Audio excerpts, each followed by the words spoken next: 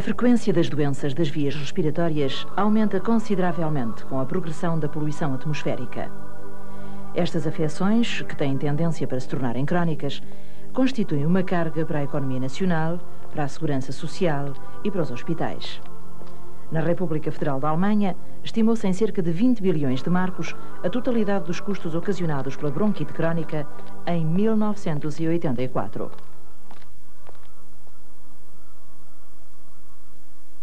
Respire calmamente com a boca aberta. Por cada doente que padece de bronquite crónica, a saúde pública suporta, em média, os custos de 9 consultas médicas, de 5 dias de hospitalização e de 4 dias de tratamento por ano.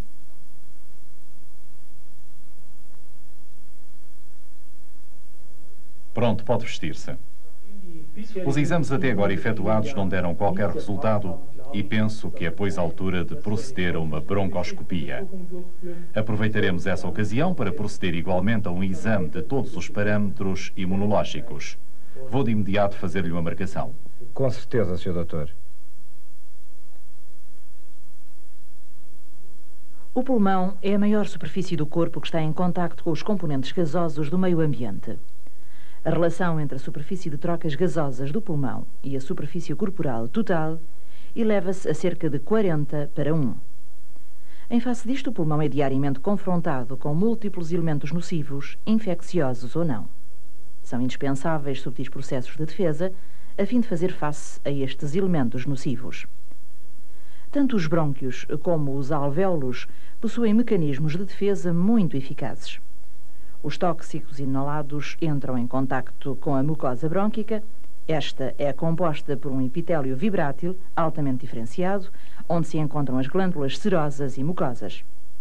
As suas secreções atingem a superfície da mucosa. As substâncias estranhas e os agentes patogénicos depositados são transportados com o muco, pelo epitélio vibrátil, em direção da boca. As substâncias inaladas que penetram no interior do espaço alveolar são fagocitadas pelos macrófagos alveolares. Observando ao microscópio o macrófago alveolar, pode-se constatar a sua intensa atividade lisosómica. Nesta preparação histológica, reconhecem-se macrófagos no centro do alvéolo. O epitélio de revestimento serve para as trocas gasosas.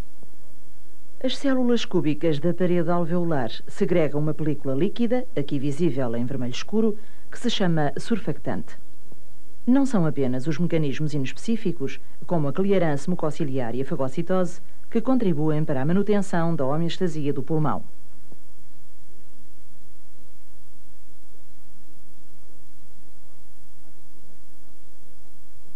Com os linfócitos, dispomos de células capazes de combater de forma específica os agentes infecciosos, tais como as bactérias, fungos e vírus. Este corte histológico de uma parede brônquica mostra-nos a estreita relação que existe entre o epitélio vibrátil à direita e o infiltrado peribrônquico denso de linfócitos. Respire agora muito calmamente. Apesar de todos estes mecanismos de defesa, os pulmões e os brônquios nem sempre são capazes de se defender contra todos os agentes nocivos sem sofrer lesões. Entre as afecções pulmonares diagnosticadas, a bronquite crónica é uma das mais frequentes. Inspire e expire calmamente. Devagar. Muito bem, aí está. Ao exame macroscópico, são sobretudo o rubor da mucosa e o aumento patológico das secreções que são manifestos. Além disso, pode-se com frequência constatar um edema marcado da mucosa. O exame microscópico revela igualmente modificações importantes. Em relação ao brônquio normal, à esquerda, neste caso podemos observar um forte aumento das células caliciformes, bem como um espessamento da mucosa. Descobre-se frequentemente, como no exemplo vertente, a fibrose intersticial e uma metaplasia do epitélio pavimentoso. Como pudemos até agora constatar, a bronquite crónica desencadeia lesões importantes a nível da mucosa. Para além das metaplasias, o epitélio vibrátil pode ser destruído. A clearance mucociliar, mecanismo fisiológico de limpeza do pulmão, é assim perturbada. A par disso, aumenta e descontrola-se a produção de muco, é a discrínia. O doente tosse com mais frequência e maior intensidade. É um sintoma característico da bronquite crónica. Os agentes patogénicos podem colonizar uma mucosa alterada pela bronquite crónica e induzir exacerbações agudas, o que geralmente obriga o doente a consultar um médico.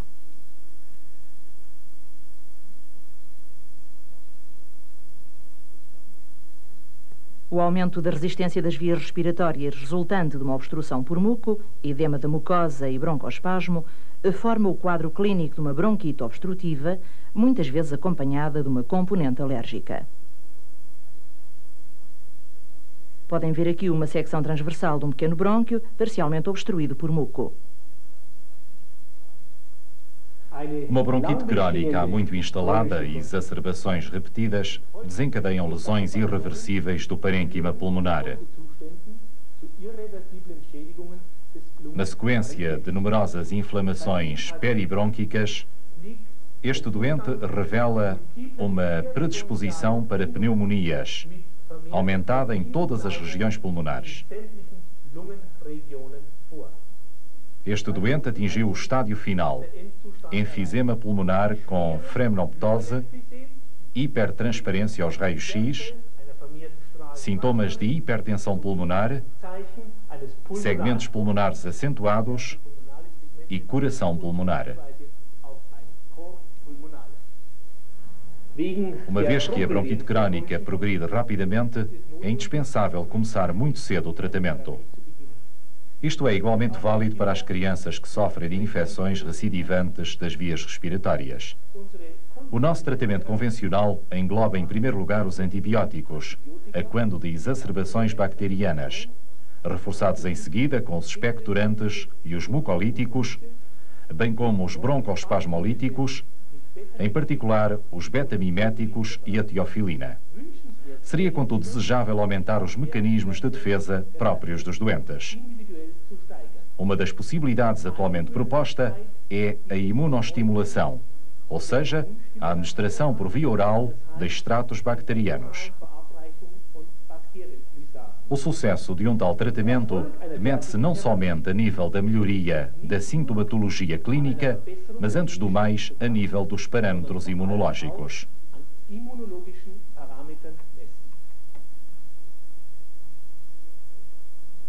No decurso de uma broncoscopia, é efetuada uma lavagem pulmonar e a amostra recolhida é enviada ao laboratório de imunologia.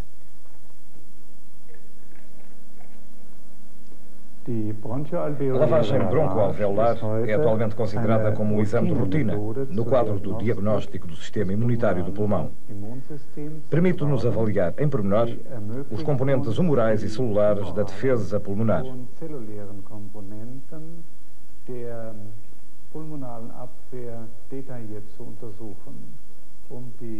Para poder interpretar os resultados destes exames, devemos ter em conta a imunologia geral e pulmonar. Exkurs in die allgemeine Immunologie und die der Lunge machen.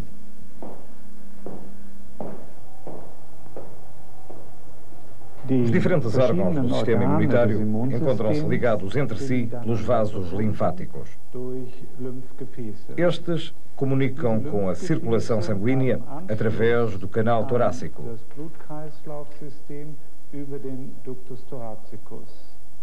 Assim, uma célula imunitária pode se deslocar de um ponto a outro do organismo. A maturação das células de defesa ocorre na medula óssea e no timo.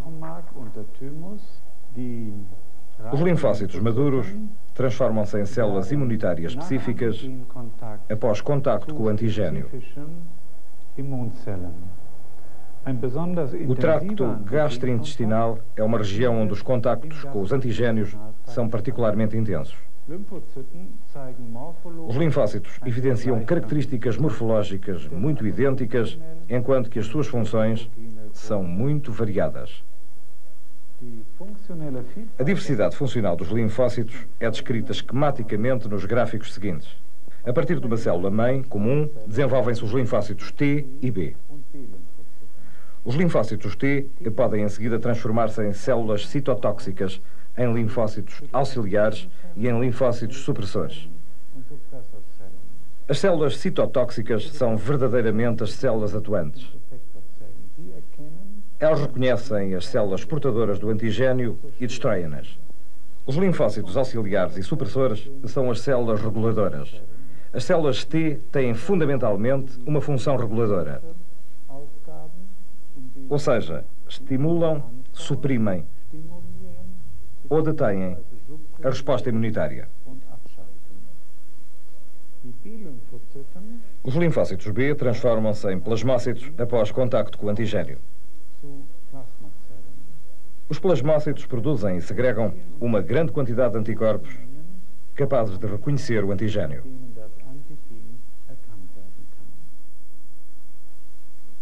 Todos estes componentes do sistema imunitário encontram-se igualmente presentes no pulmão. Os folículos linfáticos situados na zona peribrônquica compõem-se essencialmente de linfócitos B e de plasmócitos. Estas células segregam as imunoglobulinas, principalmente do tipo A. Estas, no epitélio brônquico, são providas de uma peça secretora que as protege contra as proteases. De seguida, atingem as secreções brônquicas, aonde se ligam aos correspondentes antigénios. Os antigénios serão então fagocitados, mortos ou aglutinados e perdem, regra geral, o seu poder patogénico. No interior do alvéolo encontra-se, a par de numerosos macrófagos, cerca de 10% de linfócitos. Estes são essencialmente constituídos por linfócitos T, que libertam certas substâncias, como por exemplo o gama-interferon. Os diferentes fatores que acabamos de descrever asseguram normalmente a ausência de agentes patogénicos nas vias respiratórias inferiores. Quando de uma alteração do equilíbrio entre os fatores defensivos e agressivos, por exemplo, no caso de uma bronquite crónica, é possível estimular localmente o sistema imunitário do paciente com o objetivo de restabelecer este equilíbrio. Estudamos este processo em doentes padecendo de bronquite crónica. Os doentes foram tratados durante 10 dias com 7 mg dia de Broncovaxon. Após um intervalo de 20 dias, este tratamento foi repetido 2 vezes. Antes e imediatamente após o tratamento, bem como 3 meses mais tarde, efetuámos uma lavagem broncoalveolar, abreviado LBA nos gráficos, e nela determinámos os componentes humorais e celulares. No que respeita aos componentes celulares, examinamos o tipo e número de células, bem como a função dos macrófagos alveolares. No líquido sobrenadante, determinamos a concentração de gama-interferon, de imunoglobulina A e de imunoglobulina G. A atividade dos macrófagos foi medida pelo teste de quimioluminescência. Determinamos a atividade antes e após a imunoterapia, bem como 3 meses mais tarde, e podem apreciar a sua evolução nos pacientes. Em relação aos valores medidos antes do tratamento, constata-se que a atividade aumenta nitidamente no decurso do tratamento na maioria dos doentes e que se mantém a um nível elevado durante os 3 meses seguintes.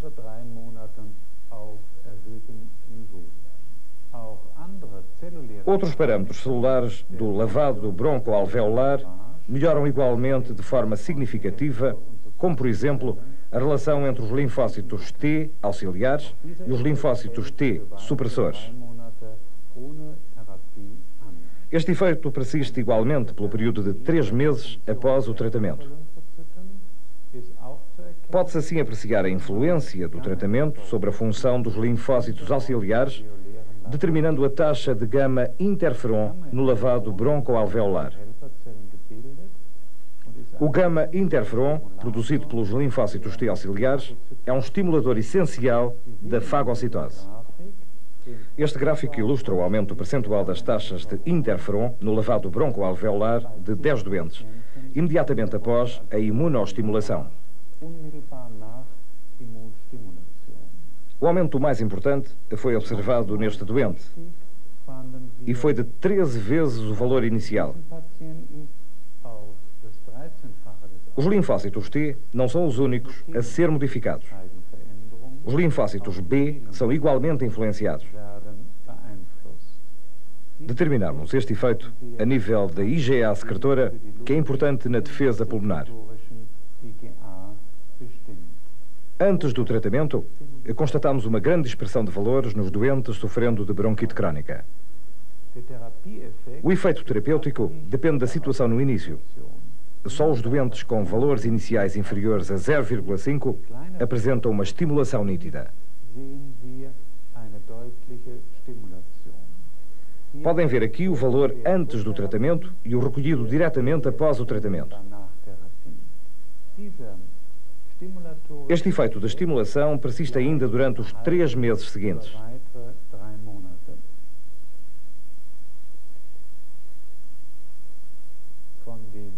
Entre as imunoglobulinas séricas, apenas a IgE, que é a imunoglobulina responsável pelas reações alérgicas, sofre uma modificação. Este valor diminui no decurso do tratamento nos doentes com taxas iniciais de IgE patologicamente elevadas, bem como nos doentes com taxas normais de IgE.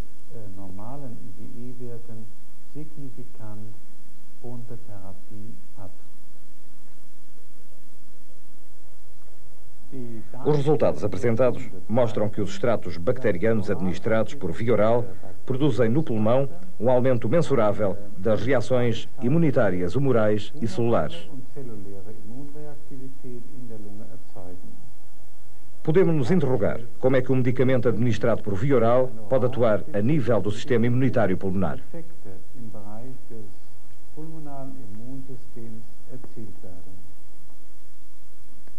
Numerosos folículos linfáticos estão presentes entre as vilosidades intestinais, nomeadamente no intestino delgado.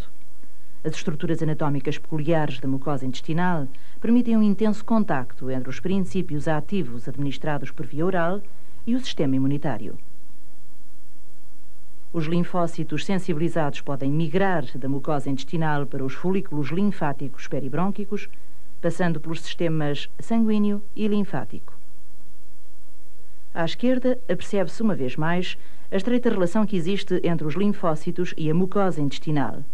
Podem ver à direita uma região peribrônquica correspondente. Nota-se diretamente sob o epitélio vibrátil uma grande quantidade de linfócitos.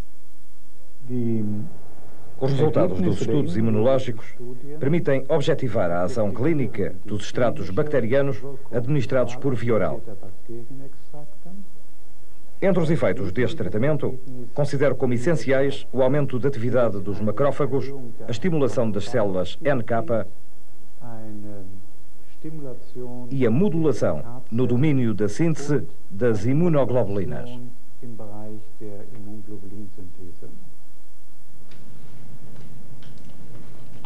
No plano clínico, constatamos uma baixa significativa da taxa de recidivas. As crises bronquíticas são mais breves e mais ligeiras, o que desencadeia evidentemente uma nítida economia de medicamentos. Esperamos assim poder erradicar, ou pelo menos retardar, as consequências a longo prazo. Os estudos clínicos e os dados experimentais sugerem que a imunostimulação será largamente aceita na prática clínica. Quais são as experiências feitas até agora? Numerosos estudos clínicos efetuados em mais de 2.000 doentes evidenciaram que os extratos bacterianos administrados por via oral são capazes de induzir uma imunostimulação não específica. Parece ser, por consequência, justificada a utilização desta forma de tratamento na prática clínica em doentes padecendo de infecções das vias respiratórias. Dizendo isto, penso antes do mais nas frequentes crises infecciosas que sobrevêm no adulto bronquítico crónico, mas igualmente nas infecções mais banais das vias respiratórias superiores, nelas compreendendo as das crianças.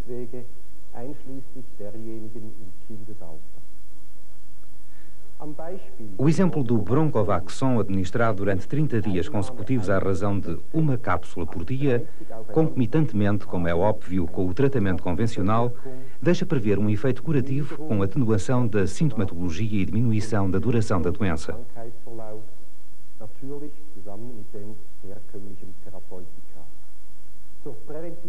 No que diz respeito à ação preventiva no sentido de uma profilaxia das recidivas, pode-se recomendar a tomada de uma cápsula por dia durante 10 dias por mês, no decurso dos meses seguintes.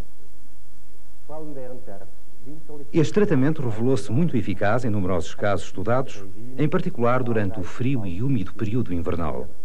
Graças à sua administração simples e à sua boa tolerância, é muito bem aceito pelos doentes.